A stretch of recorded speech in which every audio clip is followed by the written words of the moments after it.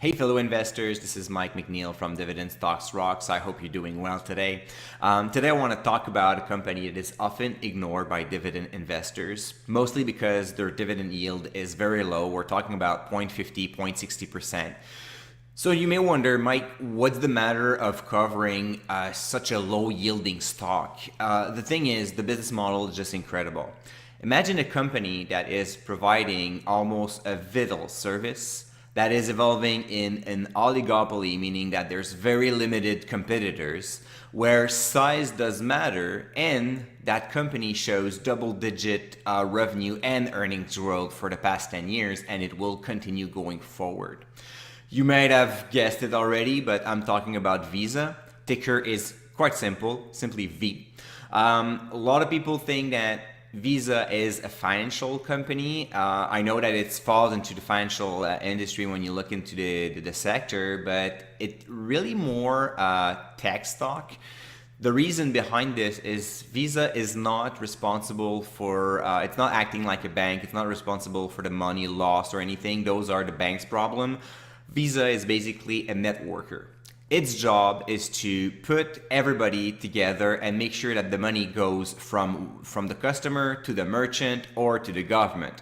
So basically, it just creates a huge network across the world. It currently has over 3 billion of Visa cards and dealing with over 44 million merchants. Basically, wherever you go, you can pay with your Visa card.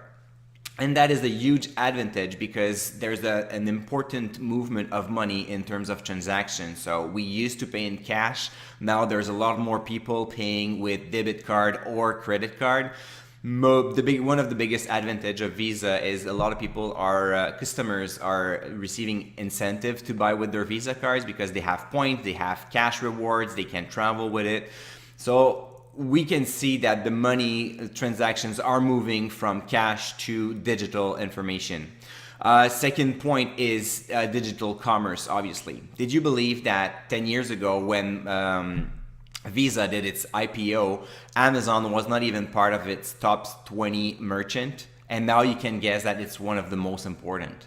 The movement of habits from customers, they're all going online right now. They want to buy more stuff online instead of taking their car and going to the shop. And what better way to do it than paying with their credit cards? There's also a third growth vector for Visa is that they are using their cash flow to improve their service and also to develop other technology. So now we're talking about payments facilitating solutions among businesses. So business to business, government to government, business to government, etc. So basically any kind of money movement is being offered now with Visa, and this is a huge trend that is going to keep up a lot faster in the future. A key point here is Visa is the largest networker in terms of money transaction. And we all know that the most important thing we want when we want to transfer money is to trust the company that is doing it. It's our own money. We want to make sure it goes to the right place, and the merchant wants to make sure it receives it. So dealing with leaders in the market like Visa or MasterCard is a no-brainer, and this will continue looking forward. Then I'm just going to finish this video talking about dividend growth. We're talking about a company that has doubled its dividend payment over the past 5 years. So even though the yield is low, it shows the strength and the growth behind Visa.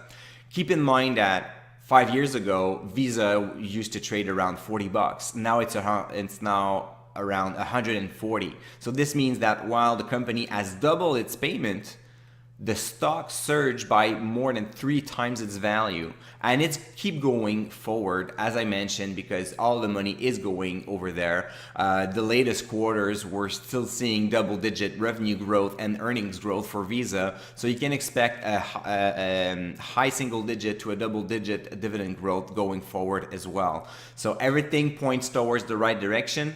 I can understand that it's definitely not for an income-seeking investor, but if you have time, if you want to add growth to your portfolio with a minimum risk, this is the kind of company you should look at. Now, Everything that has been said or demonstrated in this webinar cannot be taken as buy or sell recommendation. I am not your financial broker or your financial advisor, therefore you cannot sue me if you're losing money after this video. On the good side of things, you won't have to pay me a dime if you're making a quick buck on Visa. So I hope you like this video. Don't forget to subscribe to my channel and head over to the Dividend Guy blog to register to my newsletter to make sure that you never miss an upcoming video or webinar. So see you later and happy investing.